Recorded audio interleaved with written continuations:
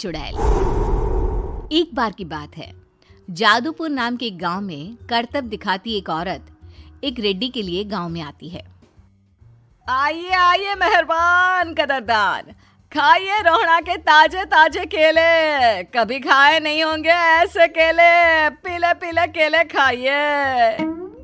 ये कहकर रोहड़ा हाथों में 4 केले लिए उन्हें सर्कल में जोर जोर से हवा में उछालती हुई करतब दिखाती है, जिसे देखकर आसपास के सारे बच्चे अपने अपने मम्मी पापा से उस औरत के पास जाने की जिद करने लग जाते हैं।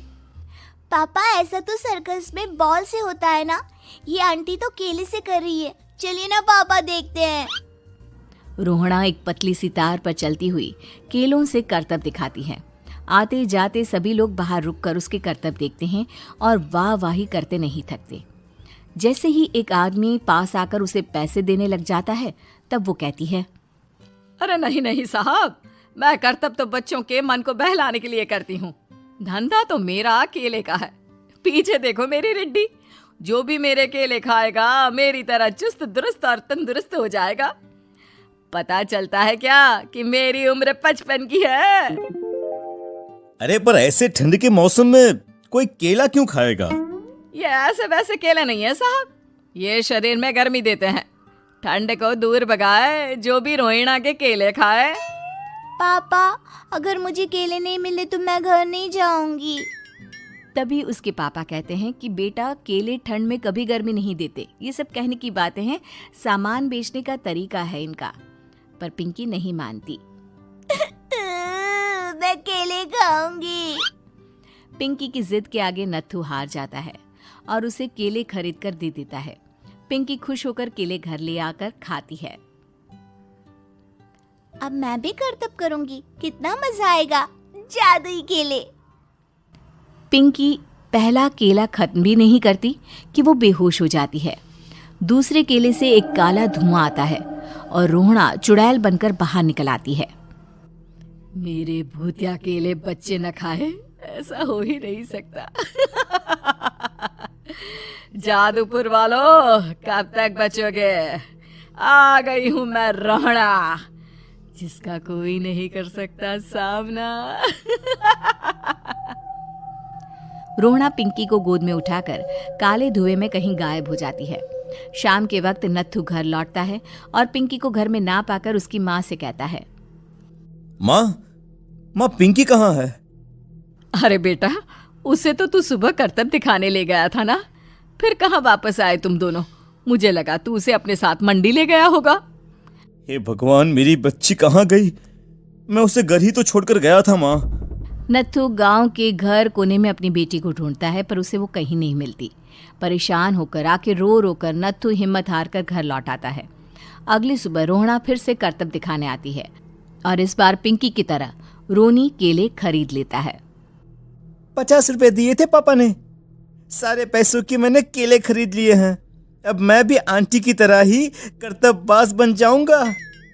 यही सोचते हुए रोनी केले खाता है और पहला अकेला केला आधा खत्म भी नहीं करता कि चुड़ैल उसके सामने आ जाती है। मेरे साथ चलने का समय आ गया है रोनी। ये तो बस शुरुआत है। अब इस गांव के सारे बच्चे धीरे धीरे मेरे कब्जे में होंगे, एक बच्चा भी नहीं बचेगा।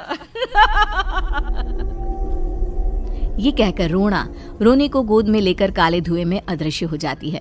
इसके बाद हर रोज गांव में से कोई ना कोई बच्चा गायब होता, पर ऐसा क्यों हो रहा है किसी को भी समझ में नहीं आ पा रहा था। रोज की तरह अपनी बेटी पिंकी की तलाश में नत्थू गांव के एक तालाब के पास बैठा रो रहा था। कहाँ गई मेरी पिंकी? शकुंतला के जाने के बाद एक वही तो मेरा सहारा थी। अरे उसकी आत्मा कोस रही होगी मुझे कि मैं अपनी बच्ची को संभाल भी नहीं पाया। नत्थू ये कहता हुआ रो ही रहा था कि तभी तालाब में से उसे शकुंतला की आवाज सुनाई देती है। कहाँ थी तुम शकुंतला? हमारी बच्ची और सारे गायब हुए बच्चे रोहड़ा के कब्जे में हैं। वो बच्चों को जो केले देती है उससे बच्चे बेहोश हो जाते हैं और उसके कब्जे में आ जाते हैं और वो उन्हें ले जाकर काली दुनिया में ले जाती है। पर वो ऐसा क्यों कर रही है? ये मैं नहीं जानती, पर उस दुनिया का रास्ता मैं आपको बता सकती हूँ। जहां ये नदी खत्म होती है वहां एक केले का पेड़ है, उसके नीचे एक दरवाजा है, वहीं से रास्ता जाता है उस दुनिया का। ये कहकर शकुंतला की आत्मा गायब हो जाती है। गांव के सभी लोग झुंड बनाकर उसी रास्ते से काली दुनिया में चले जाते हैं और वहां देखते हैं कि सारे बच्चे वहां काम कर रहे थे। पापा मुझे ले चलो यहाँ से। पापा पापा। सभी बच्चे अपने मम्मी पापा से लिपट जाते हैं। तो तुम लोग यहाँ तक आ गए? क्यों हमारे बच्चों को पकड़ लिया तूने? तुझे शिकार ही बनाना है तो ले, हम सब आ गए हैं, हमें खा ले। नहीं, मुझे बच्चे चाहिए, मेरे बच्चे के बदले तुम लोगों के बच्चे। क्या मतलब? मैं इसी गांव में रहने वाली एक औरत थी। केले की चोरी के इल्जाम में मेरे बेटे को गांव वालों ने इतना मारा कि वो मर गया। उसी दिन मैंने ठान लिया कि गांव वालों का भी वही हाल करूंगी। कुछ दिन बाद बेटे के चले जाने के दुख में मैं भी मर गई और मेरी भटकती आत्मा एक चुड़ैल बन गई। और फिर मैंने बदला लिया तुम सबके बच्चे छीनकर।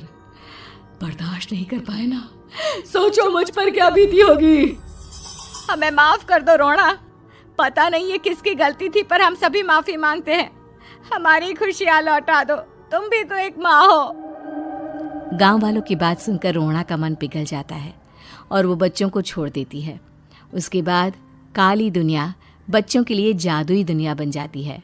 अब कोई भी कभी भी वहां आ जा सकता है।